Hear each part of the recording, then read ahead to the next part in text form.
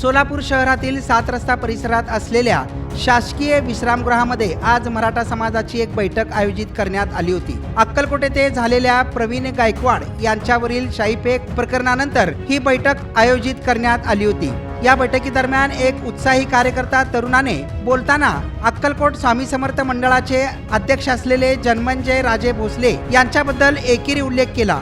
या एकेरी उल्लेख केल्यानंतर जन्मंजय राजे भोसले आणि अमोल राजे भोसले यांच्या कार्यकर्त्यांनी संबंधित तरुणाला अंगावर धावून गेले। त्यामुळे फिल्मी स्टाईल या ठिकाणी मारहाण देखील झाल्याची माहिती समोर आली आहे। मराठा समाजाच्या या बैठकीत एकमेकांमध्येच राडा झाल्याने सर्वत्र आश्चर्य व्यक्त करण्यात येत आहे। यावेळी मराठा समाजाकडून मोठ्या प्रमाणात गर्दी देखील झाल्याचं पाहावयास मिळालं। केवळ जन्मंजय राजे भोसले यांच्या नावाचा एकेरी उल्लेख केल्याने हा वाद विकोपाला गेला आणि मराठा समाजांमध्येच मोठा राडा झाल्याचं यावेळी पाहावयास मिळालं आहे।